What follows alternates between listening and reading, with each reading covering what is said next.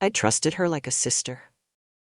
Those were the words I kept repeating to myself the night everything unraveled. It wasn't just the betrayal of my husband, though that cut deeper than I could ever put into words. It was her, the babysitter. The girl who had been in our lives for 4 years. The one who played with my kids, laughed at my jokes, and joined us on vacations like she was part of the family. But let me back up. On the surface, our life looked like a picture-perfect postcard. A loving husband, beautiful kids, and a home filled with warmth. And for a long time, I believed it. Every time I saw them playing together in the yard, or heard her chatting with me about her college classes, I thought, this is the life people dream about. It wasn't until the night before Easter last year that my dream shattered. The fight started over something small, doesn't it always? But as the shouting escalated, I noticed something in his eyes. Guilt. It was like he wanted to say something but was holding back, and then, out of nowhere, the words spilled out. I've been having an affair. I wish I could say time stopped, but it didn't. Everything kept moving, the clock ticking, the kids sleeping upstairs, the sound of our neighbor's dog barking, and me? I stood there, numb. At first I didn't even understand. An affair? With who? He hesitated for just a moment, but it felt like an eternity before he whispered her name. Her name. It hit me like a gut punch. Her face flashed in my mind, her bright smile, her youthful energy, the way my kids adored her. This wasn't just some stranger, this was her. The words came tumbling out of him in a rush, each one more devastating than the last. 6 months. It had been going on for 6 months, right under my nose. And the details? God, I wish I could unhear them. He told me about the times they'd been together, how they'd been so careful, or thought they were. The condom breaks. The plan Bs. It was too much, too fast, and all I could think was, how could I have missed this? I wanted to scream, cry, throw something, but I didn't. I just stood there staring at him, feeling the weight of the betrayal suffocating me. The babysitter wasn't even attractive, that thought crossed my mind too in the chaos of it all. And as I stood there, a single question burned in my mind. Why? Why would he do this to me? To us? That night I didn't get answers. Just a broken confession and the hollow echo of everything I thought I knew about my life crumbling around me. But that was only the beginning. The morning after his confession, I woke up hoping it had all been a bad dream. But reality hit as soon as I opened my eyes. The heaviness in my chest reminded me that the world I had built for myself, my kids, had a crack running right through it. A crack I hadn't seen coming. I sat at the edge of the bed, staring at nothing in particular, as fragments of the past came rushing back. Memories of her flooded my mind, not as a threat or a rival, but as someone I had welcomed into my family. She started working for us 4 years ago when I was overwhelmed as a stay-at-home mom with a toddler and a new baby on the way. I remember how she walked into our home for her interview, all bright-eyed and eager, barely 18 at the time. She had this youthful energy about her that instantly made me feel comfortable. She reminded me of myself at that age, full of ambition, but not yet weighed down by life's responsibilities. Over time, she became more than just the babysitter. She became someone I trusted implicitly. We included her in everything: family dinners, holiday celebrations, even our vacations. There's a picture on my phone, taken just last summer, of her holding my youngest at the beach while my husband and I played with our older child in the surf. She looked so natural with him, laughing as the waves lapped at her feet. At the time I thought, what a blessing she is to our family. When she came over in the evenings, we would sit in the kitchen and chat while I prepped dinner. We talked about everything: her classes, her boy troubles, even her career dreams. I used to tease her that one day she'd outgrow us and move on to something bigger and better. She would always laugh and say, "Not yet, I love it here." It was true. She seemed to love the kids, and they adored her in return. My oldest would run to the door when she arrived, excited to tell her all about his day. She never seemed to tire of their stories, their energy, or their tantrums. She was patient, kind, and attentive, the kind of caregiver every mother dreams of. And because she was so good at what she did, I trusted her. Completely. Looking back, that trust feels like a knife twisted in my back. I didn't just trust her with my kids. I trusted her with my life, my family, and my husband. But it wasn't just her I trusted him too. I never thought I had reason to question my husband. Sure, we had our ups and downs like any couple, but nothing ever felt out of the ordinary. I was the stay-at-home mom, managing the chaos of our daily lives while he went off to work. It was a dynamic that worked for us, or so I thought. My days were a whirlwind of tasks and routines. Wake the kids, make breakfast, clean up spills, manage naps, cook meals, tidy up toys. I loved my kids fiercely, but there were days when I felt invisible, like my needs and dreams had taken a back seat to the demands of motherhood. That's where she came in. She gave me breathing room when I needed it most. Whether it was taking the kids to the park so I could get some rest, or staying late so my husband and I could have a rare date night, she was always there. But now, as I sit here reflecting on all of this, I can't help but wonder if that trust, that reliance, blinded me to what was really going on. Had I noticed the way he looked at her when we were all together? Had I missed moments where they lingered too long in conversation? I racked my brain for signs, clues, anything that could explain how I missed the obvious. But there's nothing. Even now, I can't pinpoint a single moment that felt suspicious. And that's what hurts the most. Our marriage wasn't perfect, but whose is? I thought we had a strong foundation, a partnership built on love, respect, and shared responsibilities. He worked hard to provide for us, and I did everything I could to make our house a home. But maybe I was wrong. Maybe the cracks were there all along, hidden beneath the surface, waiting for the right moment to split wide open. I keep thinking about the times I would joke about how lucky we were to have her. I'd say things like, "You're like the little sister I never had." And he would nod in agreement, never giving me a reason to doubt his sincerity. Now, those moments feel tainted.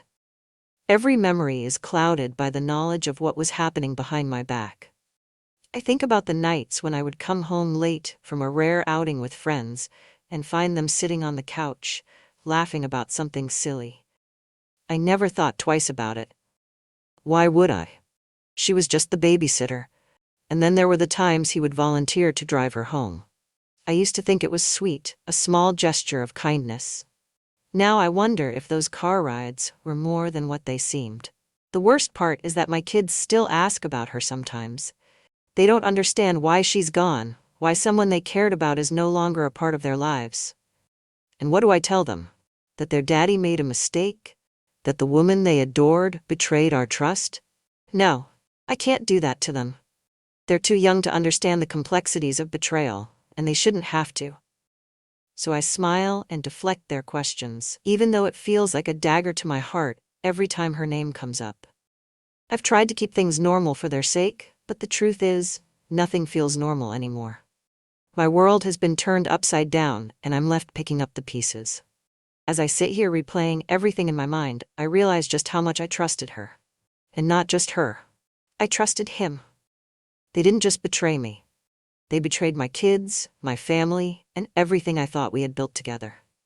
But the question that keeps me up at night isn't just why. It's how.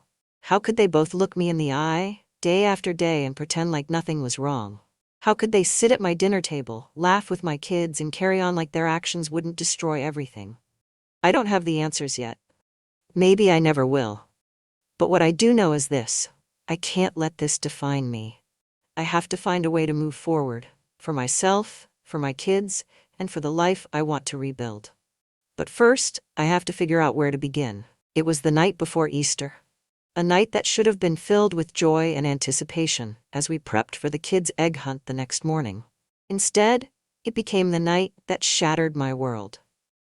We had just finished putting the kids to bed, their excitement for Easter morning bubbling over into giggles and whispers. I was tired, standing in the kitchen, tidying up after dinner when he walked in. Something was off. I could feel it in the air. "What's wrong?" I asked, sensing the tension in his body language. At first, he brushed it off. He muttered something about work stress, but his eyes wouldn't meet mine. I let it go, but the uneasiness stayed with me, like a storm brewing in the distance.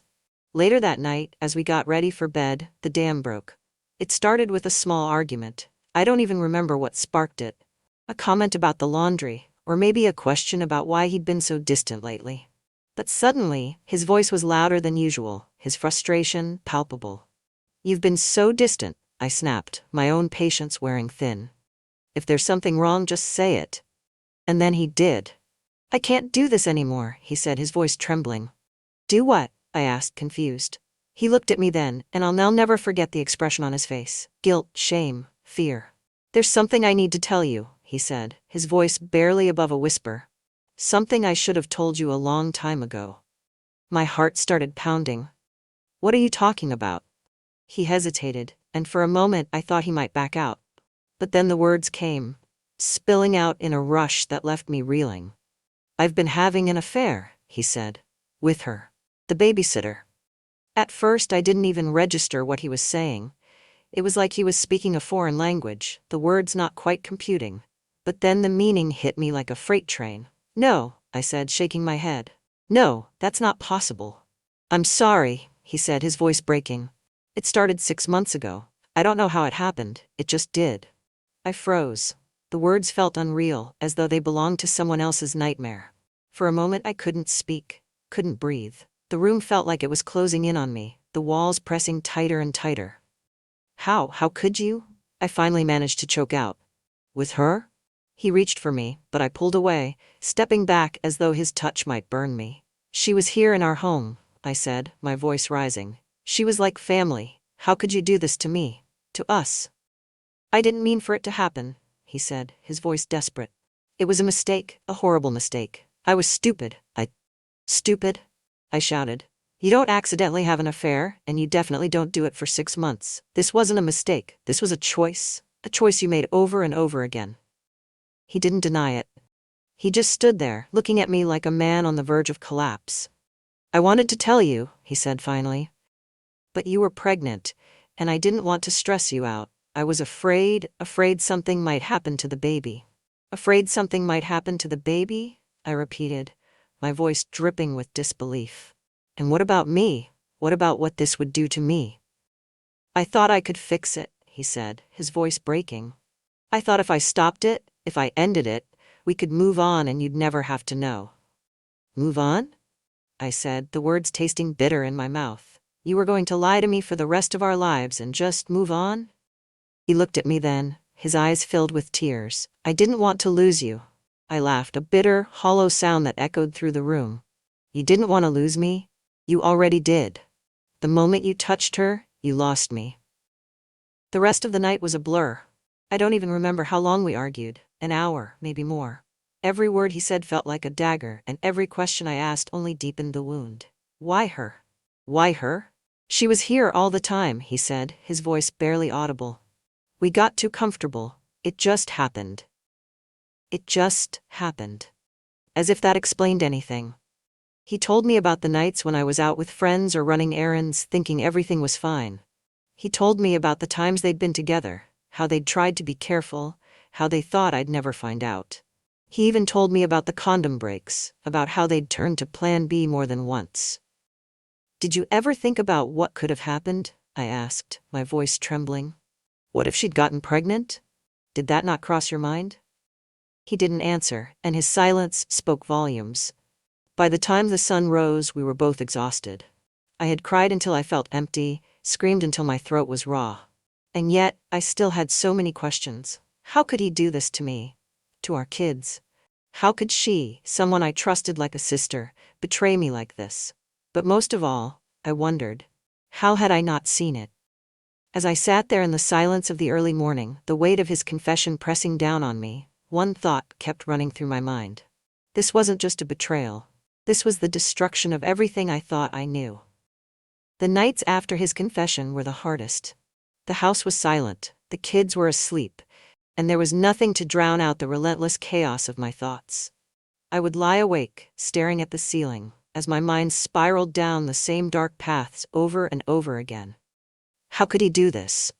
How could he risk my health, sleeping with her, and then coming back to me? I thought about every time he touched me during those months, how I had no idea what he had been doing, where he had been.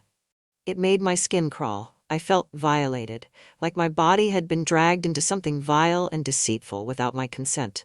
And her. I couldn't stop thinking about her.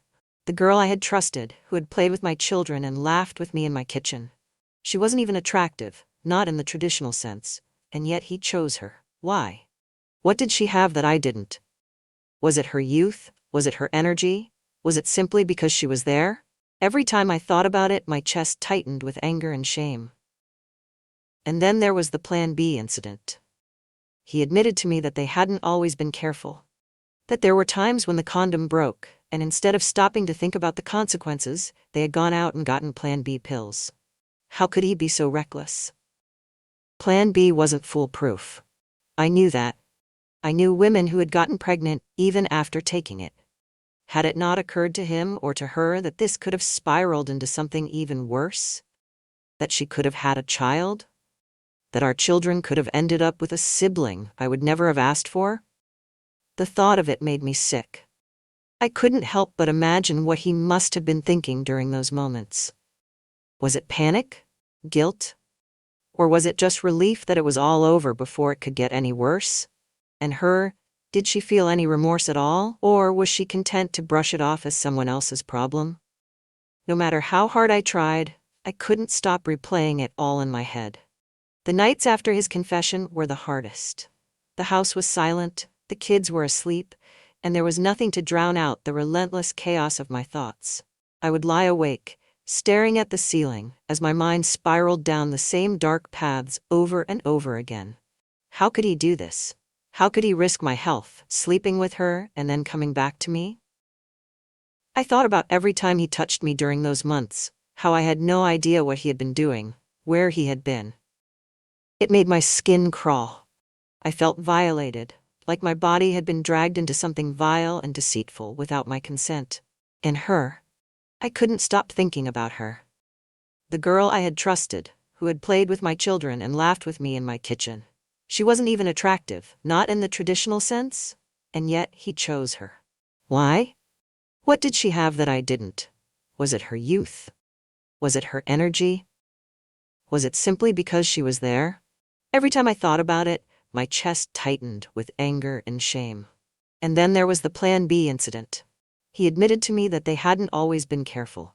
That there were times when the condom broke, and instead of stopping to think about the consequences, they had gone out and gotten Plan B pills. How could he be so reckless?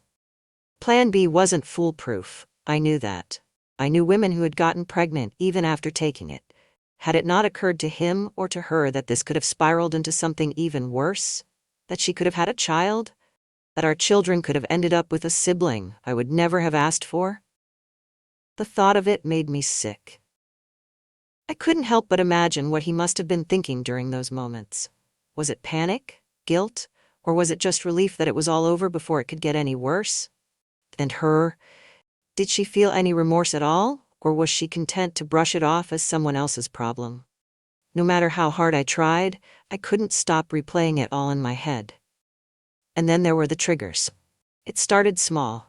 A familiar scent, a certain song, even the sight of the Easter decorations I had packed away after that terrible night. Everything seemed to pull me back to the betrayal. Spring had always been my favorite season. The blooming flowers, the warming sun, it was a time of renewal and hope. But now, every detail of that season felt tainted. The soft pastel colors reminded me of the morning I woke up, my world shattered. The chirping of birds outside my window felt cruelly cheerful against the backdrop of my pain. Even the thought of our wedding anniversary sent me into a tailspin. It was coming up soon, the first one since his confession. And as I thought about the vows we had exchanged, I felt an overwhelming wave of anger and sadness. Had he been thinking about those vows while he was with her? Did the words "for better or worse," in sickness and in health, mean anything to him at all? During the day, I tried to keep myself busy. I poured my energy into the kids, into cleaning, into anything that would keep my mind from wandering. But it was impossible to escape the memories completely. I would catch myself second-guessing everything, every moment, every interaction. The nights he came home late, the times he seemed distant or distracted. Were those the moments he had been with her? Were those the times he had been lying to me? Even the smallest things felt like a betrayal now. The worst part was that I couldn't trust myself anymore. How could I, when I had been so blind to what was happening right in front of me. I prided myself on being intuitive, on knowing my husband and my family. But clearly, I didn't know him at all. And yet, I didn't know what to do with all this anger and hurt. There were days when I wanted to scream at him, to remind him of every little thing he had done to destroy me. But there were also days when I just wanted it all to go away, to forget it ever happened, and pretend we could go back to the way things were. I knew the pain wouldn't last forever. People told me that time would heal the wounds, that one day this would be a distant memory. But in those moments, it felt impossible to imagine a life where I wasn't haunted by this betrayal. Some nights I found myself staring at him while he slept, wondering what was going through his mind. Did he think about her? Did he feel regret? Did he realize how much he had destroyed, not just between us, but within me? I wanted answers, but I wasn't sure I would ever get them. And so I sat with the questions, the intrusive thoughts, the triggers, the memories of the Plan B pills and the lies. I sat with all of it, hoping that someday, somehow, I would find a way to move forward. But for now, I was just trying to survive the storm. I had a choice to make. I could either let his betrayal define me, or I could take back the parts of myself that I had lost along the way. For so long, I had poured everything into being a mother, a wife, a caretaker. But now, I realized I needed to find out who I was beyond those roles. So, I started small. At first, it was just about surviving the day. I'd wake up in the morning, feeling the weight of everything he'd done pressing down on me, but I forced myself out of bed anyway. I didn't do it for him. I didn't even do it for my kids, though I love them more than life itself. I did it for me. I found myself drawn to my Peloton bike, something I had barely touched since we bought it.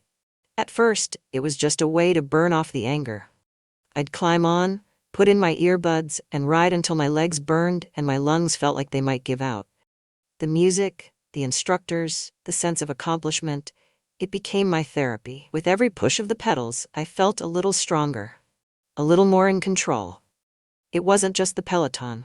Slowly, I started paying attention to myself again. I dug out my old skincare products and spent time pampering my face every night. I didn't do it because I thought I needed to look better for him or anyone else. I did it because it felt good to take care of myself. I went shopping for clothes that made me feel beautiful.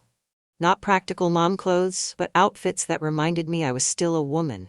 I stopped putting off lunch dates with friends, stopped saying I'm too busy or maybe next week. My friends were a lifeline.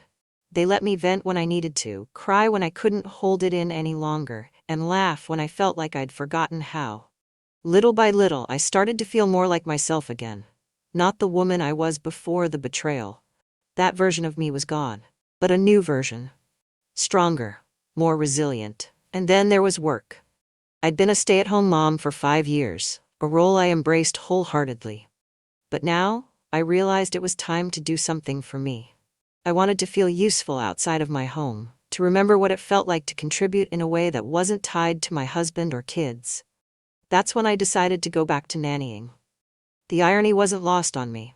I'd been a professional nanny for a decade before I had kids of my own, and it was work I loved. But after everything that had happened, the decision felt complicated. I wrestled with the idea for weeks. Could I really trust myself to work in a space that had been so deeply tainted by betrayal? Would being around other families, other marriages, trigger memories I was trying so hard to move past? But then I realized this wasn't about him or her or anyone else. This was about me. I remembered how much joy I used to feel caring for children, how fulfilling it was to help parents balance the chaos of life. And I wasn't going to let his mistakes take that joy away from me. I put myself out there, and before long, I landed a job with a wonderful family. It felt good to be valued for my skills and my experience.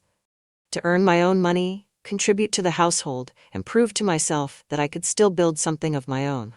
Every step I took felt like a victory. Not because it erased the pain or made everything magically better, but because it reminded me of who I was. For so long, I'd tied my identity to being his wife, their mom, and her friend. And while those roles were still important to me, I needed to be more than that. I needed to be me. I poured my energy into creating a life I loved, not for him, not even for my kids, but for myself. And in doing so, I found a strength I didn't know I had. There were still bad days, of course. Days when the memories crept in, when the triggers hit me out of nowhere. But they didn't knock me down the way they used to.